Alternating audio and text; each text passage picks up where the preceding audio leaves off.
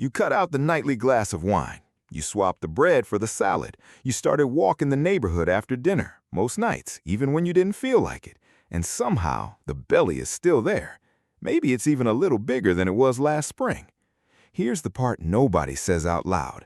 For a lot of us, that belly didn't creep in slowly over years. It showed up during a stretch.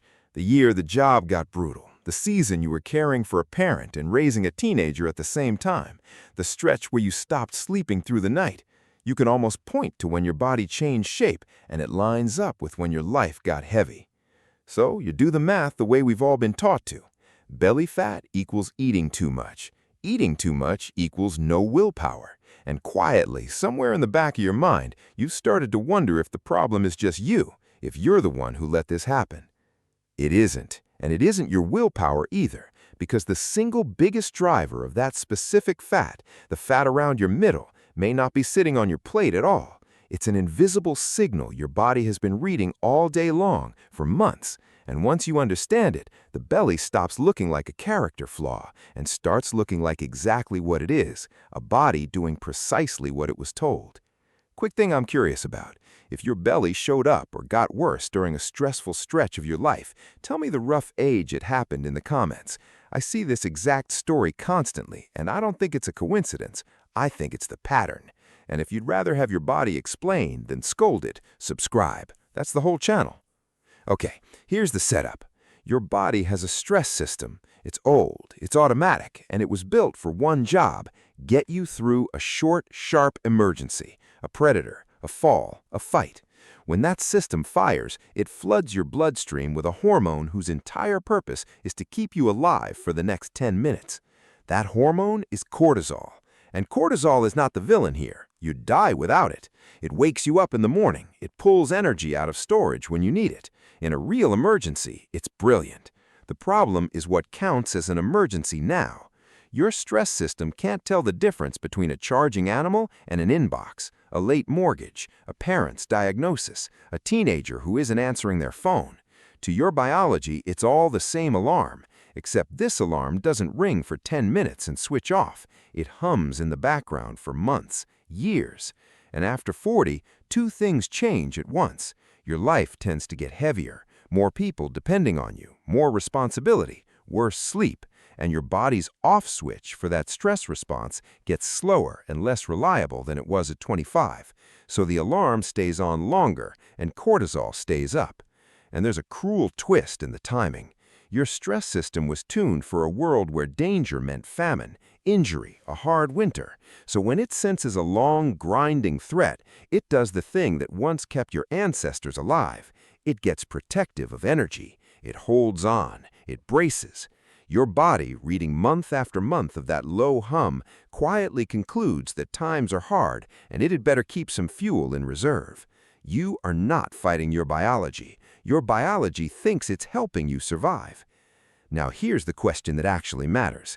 When cortisol pulls energy out of storage, and then that energy never gets used because you didn't fight anything, you just sat in traffic feeling terrible, where does it go?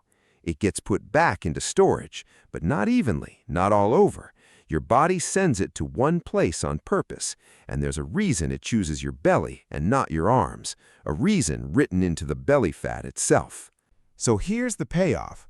Cortisol doesn't scatter fat randomly, it sends it where the receptors are. And the fat deep in your abdomen, the fat packed around your organs, is absolutely covered in cortisol receptors.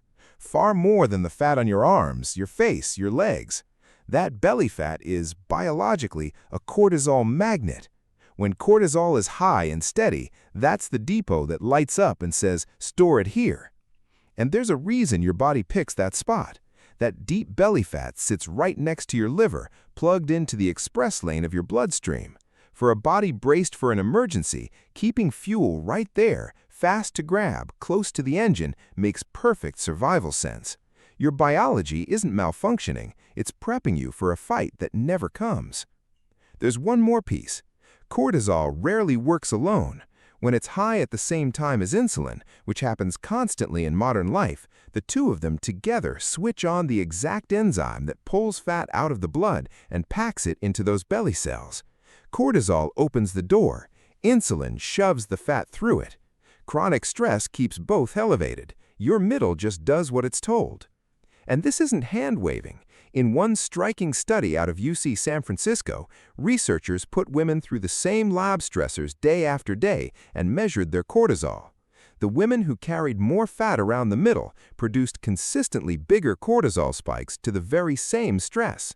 The belly and the stress response weren't two separate problems. They were tracking together, like two ends of one rope. It also explains the thing you've maybe felt guilty about, reaching for something sweet or salty when you're wrung out. Cortisol doesn't just store fat, it reaches up into your brain and turns up the volume on cravings for exactly the dense, comforting food that's easiest to store. That late afternoon raid on the pantry after a brutal day isn't a character flaw, it's a hormone doing its job. But here's the twist that reframes the whole thing. For years, we assumed the belly was just a passive storage tank, a place fat goes to sit. It isn't. That deep belly fat has its own little machinery, an enzyme that grabs inactive stress hormone floating by and switches it back on, right there inside the fat. In plain terms, your belly fat makes its own cortisol.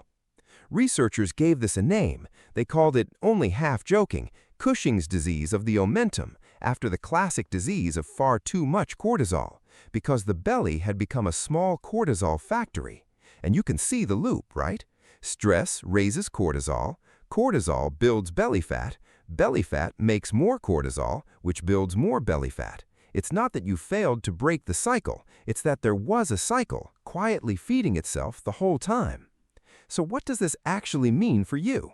Mostly this. The weight around your middle was never proof that you're lazy or weak. It's a signal, your body reading years of unbroken alarm and responding the only way it knows how. That reframe matters because you can't shame a signal into leaving, but you can start to understand what your body's been reacting to. That's the honest place to begin.